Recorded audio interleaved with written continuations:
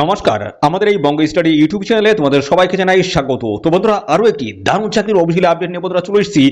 Metro রেলে নতুন নিয়োগের অফিসিয়াল আপডেট বন্ধুরা, 2026-এর অফিসিয়াল বিগ আপডেট বন্ধুরা কিন্তু চলে এসেছে। যেখানে দেখো তোমাদের কোনো রকমের কিন্তু পরীক্ষা নেই, কোনো রকমের পরীক্ষা নেই। যেমন তোমাদের এখানে রিটেন এক্সাম তোমাদের কিন্তু এখানে হবে না, ইন্টারভিউ তোমাদের কিন্তু এখানে হবে না।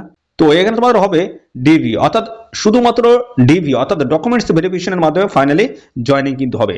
আর যোগ্যতা বলছে মাধ্যমিক পাস যোগ্যতা, মাধ্যমিক পাস, শুধুমাত্র মাধ্যমিক পাস যোগ্যতা থাকলেই অ্যাপ্লাই করা যাবে। ঠিক আছে, এবং দেখো লিখিত পরীক্ষা নেই, ছেলে মেয়ে তোমরা কিন্তু সবাই এখানে আবেদন করতে পারবে। তো এখানে কিন্তু একটা ফর্ম কিন্তু ফিল করতে হবে, কিভাবে কি করবে সমস্তটা কিন্তু দেখিয়ে দিয়েছি আমি এই ভিডিওতে তোমরা প্রথম থেকে শেষ পর্যন্ত দেখবে, সমস্তটাই কিন্তু জানতে পারবে। লাস্ট ডেট বলা হচ্ছে 22শে জানুয়ারি 2026, এই সময়ের মধ্যে তোমাদের কিন্তু এখানে আবেদন কমপ্লিট করতে হবে। তো সমস্তটাই দেখে নাও, এই ভিডিওতে আমি সমস্তটাই ইন ডিটেলসে স্টেপ বাই স্টেপ সমস্তটাই ধরে ধরে কিন্তু আমি আলোচনা করে দিয়েছি। তো প্রথম থেকে শেষ পর্যন্ত দেখো, আর চ্যানেলে যদি নতুন হয়ে থাকো অবশ্যই চ্যানেলটিকে এখনই সাবস্ক্রাইব করে রাখো। এরকম নিত্য নতুন সমস্ত গুরুত্বপূর্ণ চাকরির অফিসিয়াল আপডেট সবার আগে আমাদের এই চ্যানেল থেকে পেয়ে যাবে। তো চলো আমরা অফিসিয়াল নোটিশ থেকে সমস্ত আপডেটগুলো তোমাদেরকে পরপর প্রোভাইড করে দিচ্ছি, দেখতে থাকো বন্ধুরা। তো দেখো, এর জন্য আমরা অফিসিয়ালি নোটিশটি বন্ধুরা ওপেন করেছি। তো এই হচ্ছে অফিসিয়ালি নোটিশ। তো আমরা এখান থেকে সমস্তটা দেখাবো। দেখো, মেট্রো রেল দেখতে পাচ্ছ, মেট্রো রেলওয়ে ভবন দেখতে পাচ্ছ, যেটা কিন্তু কলকাতা রয়েছে।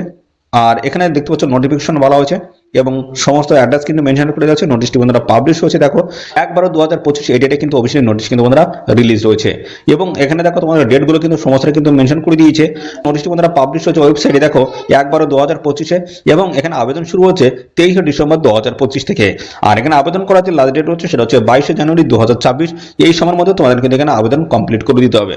তো এখানে সমস্ত বিষয়গুলো আমি পরপর কিন্তু জানাবো। দেখো, সমস্ত ক্যাটাগরির প্রার্থীরা তোমরা কিন্তু এখানে আবেদন করতে পারবে। যারা পিডব্লিউবিটি ক্যান্ডিডেট রয়েছে আবেদন করতে পারবে।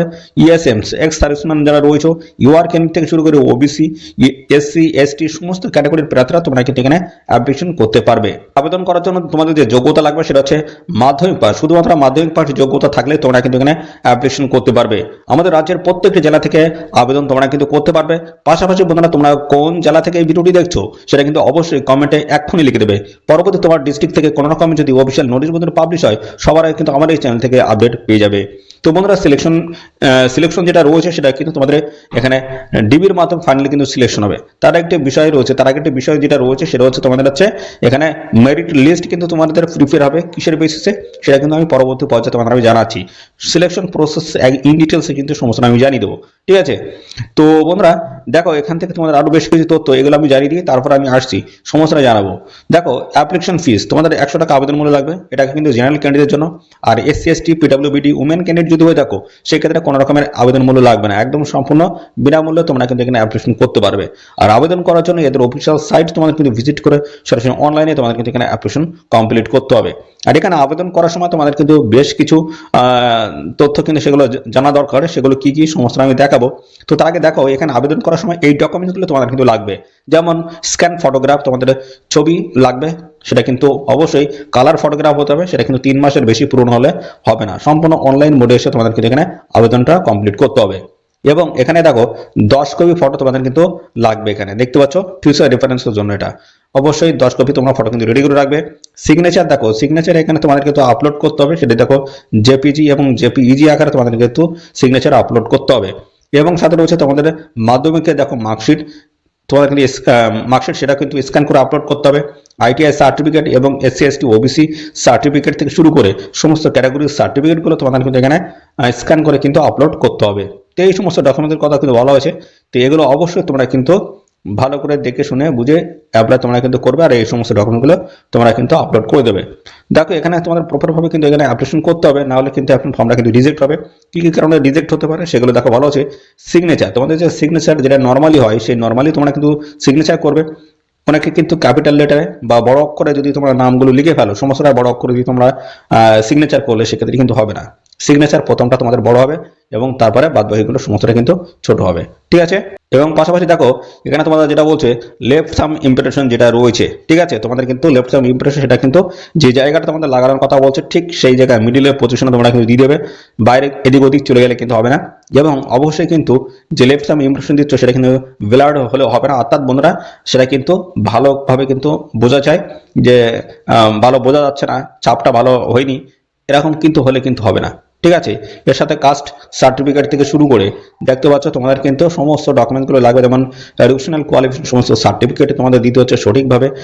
কোনো একটি ডকুমেন্ট যদি মিস হয়ে যায় সেক্ষেত্রে কিন্তু তোমরা কিন্তু রিজেক্ট হয়ে যাবে, এবং একের অধিক যদি অ্যাপ্লিকেশন করো সেক্ষেত্রে কিন্তু তোমাদের অ্যাপ্লিকেশন ফর্মটা কিন্তু রিজেক্ট হতে পারে। এছাড়াও তোমাদের রয়েছে দেখতে পাচ্ছ অনলাইন ছাড়া আদার্স অন্য কোনো মোডে তোমরা এখানে কিন্তু অ্যাপ্লাই করতে পারবে না, সেক্ষেত্রে কিন্তু অ্যাপ্লিকেশন ফর্মটা রিজেক্ট হতে পারে। এই সময় বিভিন্ন কারণগুলো কিন্তু এখানে বলে দেওয়া আছে। এর সাথে শেষে আরেকটি অত্যন্ত গুরুত্বপূর্ণ আপডেট রয়েছে, সেটা আমি শেষের দিকে বলবো। তার আগে আমি প্রথম দিক থেকে চলে আসি।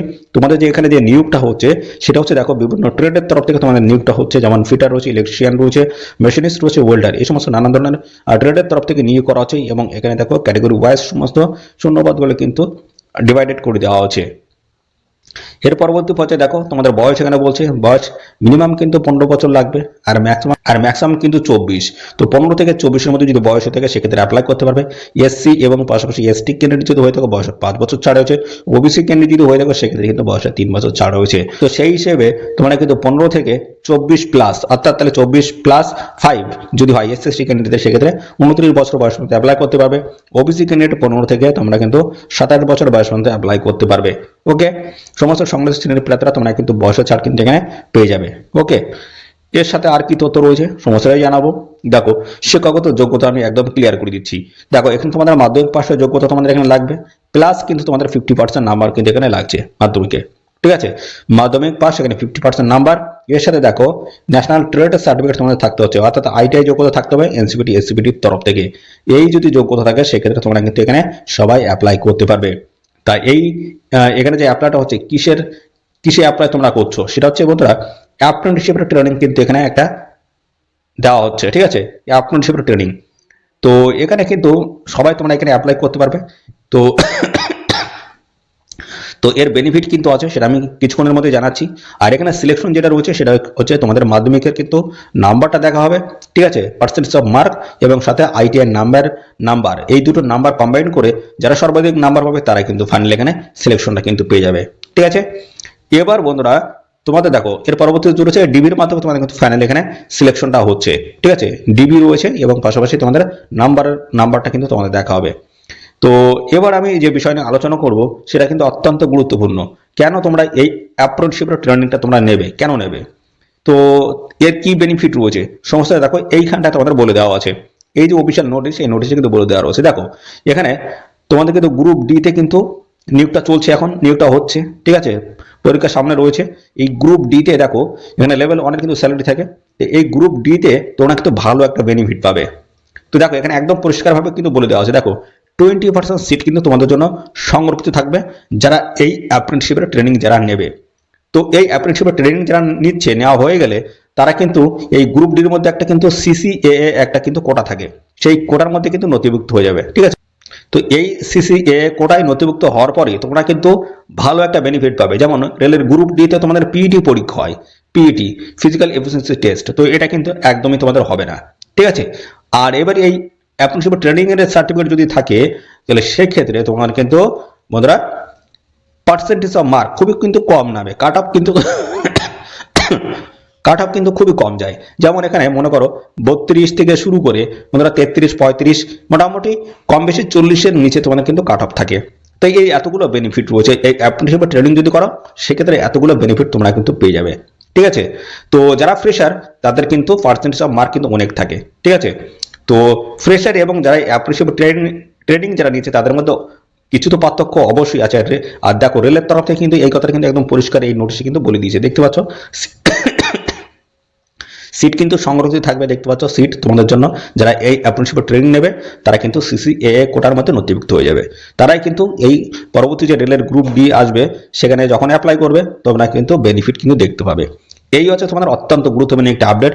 তো এই অ্যাপ্রেন্টিসশিপ ট্রেনিং একদম খালি কিন্তু করায় না। ঠিক আছে, এর বেনিফিট কিন্তু অবশ্যই তোমরা পাবে 1 বছরের ট্রেনিং, আর এই ট্রেনিং এর সাথে সাথে স্টাইপেন্ডও তোমরা কিন্তু প্রত্যেক মাসে মাসে পেয়ে যাবে।